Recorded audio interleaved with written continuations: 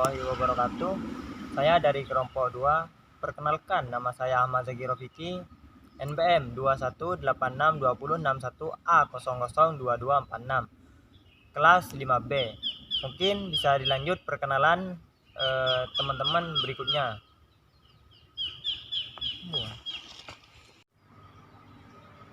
Halo, saya Nur Aini Aprilia dengan NPM 218602061A002319 dari kelompok 2. Dan saya Ismatul Asriya dengan NPM 21862061A002294 dari kelompok 2. Perkenalkan, nama saya Irham Maulana dengan NPM 21862061A002293 dari kelompok 2. Perkenalkan, nama saya Abedi Rahman Fikri Ramadan dengan NPM 21862061A00332236 dari kelompok 2.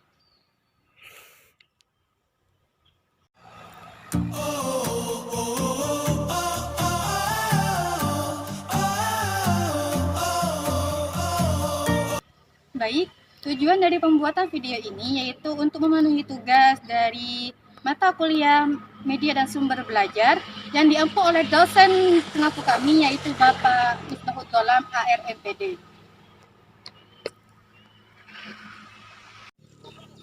Video pembelajaran ini dibuat untuk menjelaskan sumber pembelajaran berbasis alam, Yaitu kebun siwalan sebagai sumber kehidupan sekaligus sumber belajar. Pelajaran ini mengacu pada buku siswa IPA kelas 4, yaitu berada di bab pertama, yaitu bab 1 tentang tumbuhan sumber kehidupan di bumi. Adapun tujuan pembelajarannya yaitu untuk mengidentifikasi bagian tumbuh-tumbuhan dan mendeskripsikan fungsinya. Lokasi pembuatan video ini yaitu di kebun siwalan di Kecamatan Lenteng. Belajar adalah segala bentuk sumber, baik dari data orang, benda, ataupun lingkungan alam, di mana hal itu digunakan sebagai fasilitas atau memudahkan belajar siswa ataupun guru.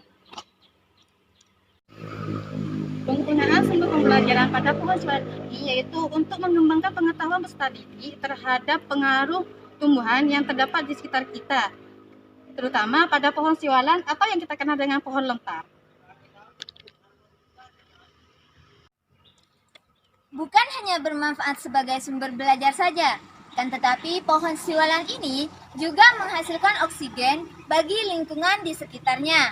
Nah, selain itu, pohon siwalan ini juga termasuk salah satu 800 pohon kegunaan yang mana buahnya dapat kita manfaatkan dan dapat juga kita produksi. Wah, ini daun bawang ini sudah mulai mengering. Bagaimana cara untuk menyiramnya? Jadi begini Rahman, kalau kamu ingin menyiram pohon siwalan ini, kamu harus menyiramnya melalui tanah ya. Kamu tahu nggak kenapa alasannya, Mia? Karena pada pohon siwalan ini terdapat sebuah akar di dalamnya yang mana akar di sini berguna untuk menyerap air yang ada di dalam tanah. Nah, begitu.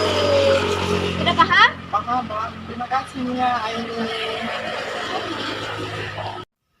Sama halnya dengan makhluk lainnya, seperti manusia dan hewan yang memiliki kaki dan tangan. Pada pohon siwalan ini juga terdapat anggota tubuh, yang mana setiap anggota tubuh itu memiliki fungsi masing-masing yang berguna untuk pohon siwalan tersebut agar tetap hidup. Yuk, teman-teman. Kita simak bagian-bagian tubuh tumbuhan beserta fungsinya.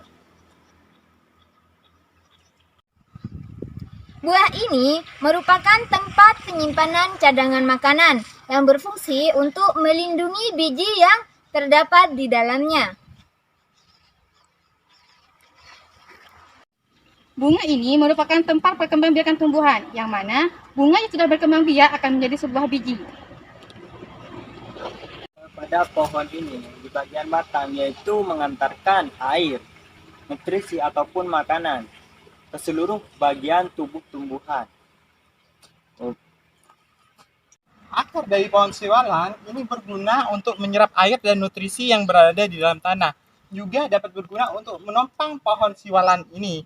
Dan hebatnya, pohon siwalan ini dapat hidup meski tanpa disiram oleh air.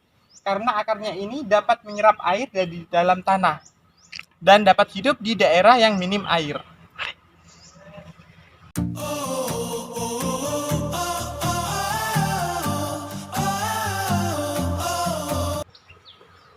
Pohon siwalan ini sebagai penghasil oksigen untuk kehidupan manusia dan hewan.